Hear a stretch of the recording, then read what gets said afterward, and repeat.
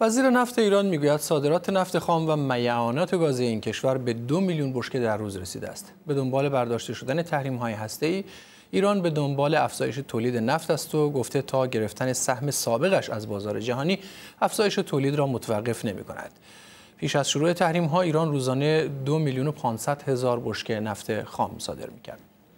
سارا وخشوری، کارشناس انرژی از واشنگتن. ماست خانم وخشوری، از زیر 1 میلیون که در دوران تحریم بود میزان تولید ایران تا الانی که گفته میشه نفت و میعانات گازی با همدیگه بالای 2 میلیون، خیلی رقم زیادی هست. چطور به چنین رقمی دست یافتند؟ صادرات ایران برای مدت محدودی زیر 1 میلیون بشکه در روز قرار داشت و اوریج اون در زمان تحریم بین 1 میلیون و 200 هزار بشکه بود و همونطور که خودتون اشاره کردین و همینطور آقای وزیر ایران، این صادرات مخلوط نفت خام و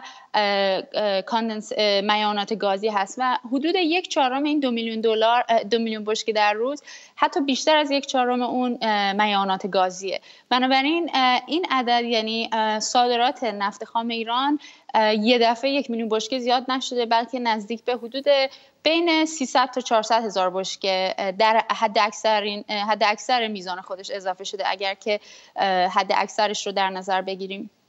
ما در زمانی به سر میبریم که خیلی نفت کالای ارزانی است در مقایسه با 2-3 سال پیش و بازار هم اشباع شده. هر چقدر هم که ایران به تولید خودش اضافه بکنه، آیا زمینه جذب نفت ایران در بازار وجود داره؟ به سادگی گذشته خیر. همینطور که شما شاهد هستین، ایران برای اینکه بتونه مشتریان جدید رو جذب کنه، در حد بین کشورها مبادلات و قراردادهای زیادی رو امضا کرده. به عنوان مثال ایران صادراتش رو به اروپا، به کشور فرانسه، نزدیک به 200 هزار بشکه برای اولین بار بعد از تحریم‌ها انجام داد، ولی بین ایران و فرانسه قراردادهای زیادی از جمله برای خرید هواپیما امضا شد. یعنی برای جذب مشتری، ایران مثل سایر کشورهای تولید کننده توی بازار مثل عربستان جذابیت‌هایی رو خارج از صرفاً نفت یا قیمت نفت به مشتریاشون ارائه میدن، مثل نفت در برابر سرمایه‌گذاری یا نفت در برابر سرویس یا کالا، یا اینکه نفت رو به ارز رایج اون کشور بفروشن به این کشورها. بنابراین مثل سایر کشورها ایران مجبور هست یا در حال انجام قراردادها و روابطی هست با کشورها که در ازای واردات نفت ایران امتیازاتی رو دریافت میکنن. در زمانی که ایران به شدت زیر فشار بود، چند کشور همچنان از ایران نفت وارد میکردند، هند و چین نمونهش، و بازارهایی هم در گذشته در کره داشت و همینطور در ژاپن. آیا میشه گفت که نیازمندی اون کشورها به اندازه است که بار دیگر ایران حتی اگر بخواد سهم خودش رو از بازار نفت بالاتر ببره، باز هم میتونه این کار رو بکنه؟ خیلی موضوع پیچیده هست، باید کشور به کشور با دقت بررسی کرد. به عنوان مثال همه از عربستان سعودی به عنوان رقیب ایران نام میبرن، ولی بزرگترین رقیب ایران در چین روسیه هست. بیشترین سهم بازار ایران در چین رو روسیه گرفته. هند میزان وارداتش رو از ایران طی ماه‌های گذشته افزایش داده.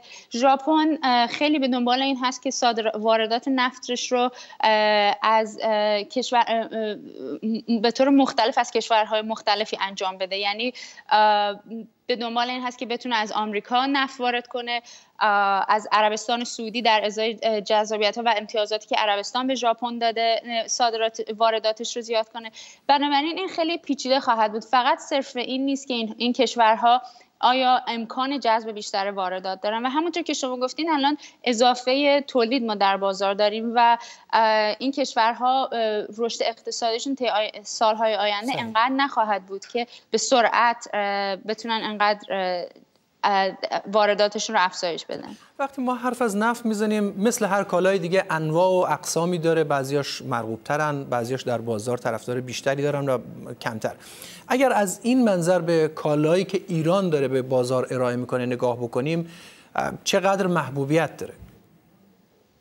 نفت خام ایران در بازارهای به خصوص در بازار آسیا محبوبیت زیادی داره، به دلیل اینکه اکثر پالایشگاه‌هایی که توی بازار آسیا هستن پالایشگاه‌هایی هستن که از لحاظ فنی پیشرفته هستن و میتونن نفت خام ایران رو که نفت خام سنگین هست و قیمت اون نسبت به قیمت نفت خام سبک پایین‌تر هست رو با قیمت پایین‌تر بگیرن و طی پروسه‌ای که انجام میدن توی پالایشگاه‌ها به مواد سبک‌تر که ارزش جهانی بیشتری داره تبدیل کنن و سود پالایشگاهی بیشتری رو ببرن. بنابراین نفت خام ایران مثل نفت خام عربستان و سایر تولید کننده‌های خلیج فارس نفت خام سنگین هست که قیمتش نسبتاً پایین‌تر هست از نفت خام سبک و میزان سود پالایشگاهیش برای پالایشگرها بیشتر هست. بنابراین به ویژه در بازار آسیا به عنوان مثال هند خیلی جذابیت داره. کشور هند از ایران نفت خام برای سالهای زیادی وارد میکنه و در پالایشگاه ریلاینس که یک پالایشگاه پیشرفته هست این رو پروسه میکنه و دوباره به ایران بنزین میفروشه. بنابراین شما میبینید که این ارزش افزوده و میزان سودی که پالایشگرها میبرن خیلی بیشتر هست وقتی که نفت خام سنگین یا نفت خام ایران رو پروسس کنه. ممنونم از سارا وخشوری، کارشناس انرژی از واشنگتن با ما.